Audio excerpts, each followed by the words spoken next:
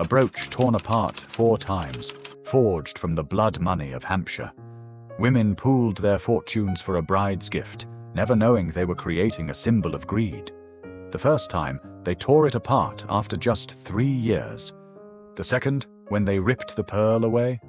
The third, when they flipped the diamonds backward. But the fourth time was the most cynical of all. A tender wedding gift transformed into a weapon of royal avarice. Each transformation, a betrayal of those who gave with love. Stay until the end to learn the truth. Picture this. You're holding a piece of jewelry worth £775 sterling. For 1893, that's an absolute fortune. Diamonds sparkle in prong settings, forming an intricate branch of foliage. 3 delicate bells sway on hinged loops. Suspended from them, a Baroque pearl in pavé setting and 2 pear-shaped diamond drops. The piece measures 6 by 3.8 centimeters. This isn't just a brooch, it's a message from the past, guarding secrets of 3 generations of royalty. The story began with a single wedding and evolved into a true dynastic saga. Every element of this brooch witnessed things we can only imagine. Royal balls, state receptions, personal dramas of the most august figures. But where did this treasure come from? Apsley House, London, 1893. Ladies from high society gather in the mansion's halls. This isn't an ordinary social gathering. The Hampshire Women's Committee faces a fateful question. What gift befits a future queen? The Duchess of Wellington presides, a figure of undeniable influence in aristocratic circles. Princess May of Teck is marrying the Duke of York. The event of the century demands an appropriate gesture.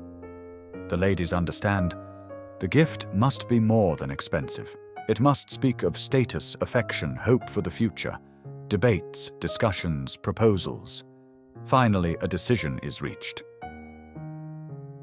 They choose the jewelry house Garrod and Company. The craftsmen receive their commission. Create a pendant that will symbolize an era. Diamonds of the finest quality are selected with extraordinary scrutiny. Each stone must be flawless. A pear-shaped pearl becomes the centerpiece. Its rare beauty makes even experienced jewelers pause. The craftsmen work for weeks, creating not merely an ornament but a work of art. The bell shape is chosen deliberately. They symbolize joy, the chiming of wedding celebrations, the beginning of new life. The finished piece is placed in a special case. On it, an inscription with every word carefully chosen. Presented to Her Serene Highness Princess May of Teck by the women of Hampshire on the occasion of her marriage. The package is sent to its recipient. July 4th, 1893. White Lodge, Richmond Park. Princess May receives the awaited gift the evening before. Her delight cannot be hidden. She takes pen in hand and writes a reply to the Duchess of Wellington. Words flow with sincerity rare for formal royal correspondence. Dear Duchess, I hasten to express to you my warmest and most heartfelt thanks. This isn't perfunctory courtesy. The young bride is genuinely amazed by the magnificence of the piece. Please convey to them how grateful I am for the beautiful diamond and pearl necklace. She calls it a necklace. For now it's exactly that, a pendant, which I shall wear frequently. The princess promises. She doesn't know how prophetic these words will prove. The letter is signed simply, "Believe me, sincerely yours, May," without excessive titles, warmly familiar. Honeymoon, Osborne House on the Isle of Wight. Queen Victoria invited the newlyweds to spend time at her beloved residence. It's a great honor and simultaneously a test. Being near the Queen even during honeymoon means observing the strictest etiquette. Evening reception. The Duchess of York, as former Princess May must now be called, wears her wedding gift publicly for the first time. The piece descends upon her chest as an elegant pendant. Diamonds reflect candlelight. 3 bells chime softly with every movement. Queen Victoria casts an appraising glance at her daughter-in-law. She notices the ornament, nods with approval. This moment is captured not only in the memories of those present, but becomes the beginning of the brooch's astonishing metamorphoses. 1896. 3 years have passed since the wedding. The Duchess of York is no longer a young bride, but an experienced member of the royal family. She poses for an official photograph. An attentive eye will notice something unusual. The central portion of the brooch now adorns her hair. This is no longer a pendant or brooch in the classical sense.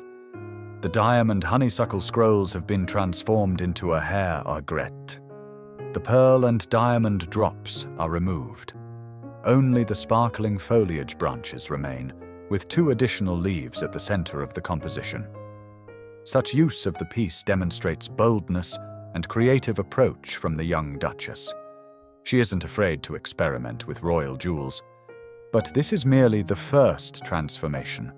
Even more surprising changes await. Jewelry art doesn't tolerate stasis. Ornaments live, change together with their owners. The Duchess of York, gradually ascending the steps of royal hierarchy, understands her jewels must reflect her new status. The wedding gift from the women of Hampshire requires reimagining. She approaches the court jewelers with an ambitious task: preserve the soul of the piece, but give it new voice. The craftsmen begin work with the greatest caution. Every scroll is studied under magnifying glass. The original honeysuckle scrolls were graceful, but somewhat modest in scale. The decision is made: reverse them in the opposite direction. This isn't merely a technical device. The new arrangement allows creation of a broader composition, more majestic, more befitting the owner's growing importance. Large diamonds become the next stage of transformation. They're added to the existing structure, intensifying the play of light. But the most captivating chapter in the brooch's history opens in 1913. By this point, the Duchess of York has borne the title Princess of Wales for many years. Her jewelry collection has grown to incredible proportions. Among the treasures, the lover's knot tiara holds special place, a masterpiece of jewelry art, symbol of royal grandeur. The tiara needs updating, and suddenly a bold idea is born. The Baroque pearl is extracted from the Hampshire women's brooch. This decision seems almost sacrilegious. Separate elements that have been together for 20 years. But the court jewelers see deeper meaning. The pearl embarks on a journey to the tiara. It's placed in the second row from the top, where it occupies a strategically important position. Imagine the spectacle. One pearl, gifted at a wedding, now crowns the future queen's head at the most solemn ceremonies. This is more than a jewelry operation. It's a philosophical statement about the nature of royal jewels. They aren't lifeless, aren't static, aren't locked in museum cases. They flow like living water from one ornament to another. They form a unified ecosystem where each element can find new purpose. The brooch temporarily loses its pearl but gains connection to the crown. 1932 bursts into the brooch's history with revolutionary changes. The lover's knot tiara, having faithfully served its owner for nearly 20 years, is sent for radical reconstruction. This isn't cosmetic repair. It's complete reimagining of structure, form, balance of elements. Jewelers dismantle the tiara piece by piece. The work takes months. And then comes the moment of truth. The Baroque pearl is extracted from the tiara's second row. Homecoming. The pearl once again takes its rightful place in the brooch. Like a prodigal child returned after long wanderings, it reunites with its diamond companions. 3 bells can once again hold all their pendants. But the owner of the piece, who by this point bears the title Queen Mary, makes a fateful decision. The pendant will never return to its original purpose. The final transformation occurs under her personal supervision. The hinged mount, originally created for wearing at the neck, will now become part of the brooch. The mechanism isn't removed, it remains functional, but its role changes. The 3 bells are still movable, but now they hang down from the brooch, not from the pendant. The main innovation: all pendants become detachable. This brilliant solution transforms one ornament into an entire collection of options. The Queen can wear the brooch with the complete set: upper portion with foliage, 3 bells, pearl drop, and 2 pear-shaped diamond elements. Or she can remove the pendants, leaving only the upper portion with bells. A more restrained but still luxurious option for daytime receptions. Or leave just the top without bells, creating a minimalist brooch for informal meetings. This versatility reflects a changed world. The 20th century demands flexibility even from queens. The new era values the ability to adapt, change appearances, match the context. The Hampshire women's brooch in its renewed form becomes the perfect embodiment of this philosophy. One piece, infinite possibilities. Decades fly swiftly when history is measured in royal eras. From 1932 to 1953, the brooch accompanies Queen Mary through all trials and triumphs. It witnesses more than human imagination can contain. Diamonds reflect light at the coronation of George VI. The pearl absorbs tears at funerals of loved ones. Bells chime at ambassadorial receptions and family dinners. The Second World War tests not only people, but jewels. Many royal treasures are evacuated to safe places. The brooch survives London bombings, hides in cellars, returns to the light of victory. Each diamond could tell the story of those years, if stones could speak. The ornament, gifted at a wedding in peaceful Victorian times, now knows the taste of gunpowder and the sound of air raid sirens. 1953 brings the inevitable. Queen Mary feels the approach of the end. She's 85 years old. Behind her, an incredible life full of dramas and triumphs. Time to care for her legacy. The will becomes the final act of control over the fate of her beloved possessions. Among hundreds of jewels, Queen Mary particularly singles out the Hampshire women's brooch. This decision is symbolic. She could have bequeathed more expensive tiaras, more impressive necklaces, rarer stones, but she chooses precisely this brooch. Why? Because it concentrates her entire life, from young bride to great queen. Each transformation of the piece reflected a stage of her own journey. Elizabeth II receives the brooch after her grandmother's passing.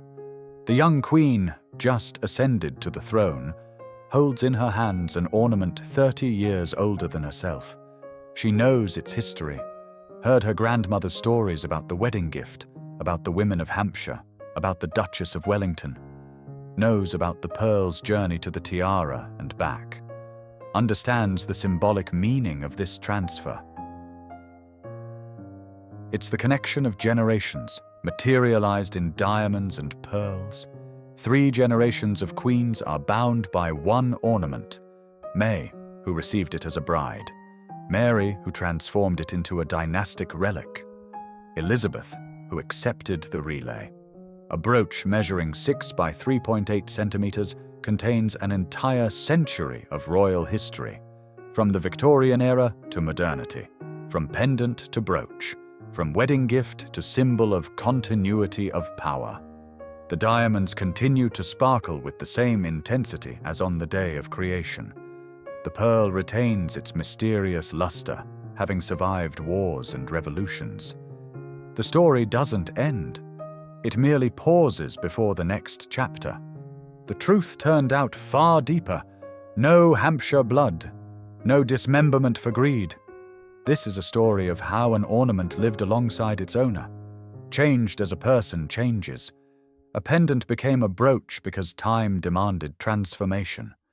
The pearl traveled between pieces, creating a connection of generations. 4 transformations, not betrayal, but evolution. The beauty of the true story lies in continuity, in how 3 queens carefully preserved a gift from the people. Enjoyed the real story? Give it a thumbs up, subscribe to discover more secrets of royal jewels, click the bell. Even more amazing stories await about what monarch treasuries conceal. Until we meet again.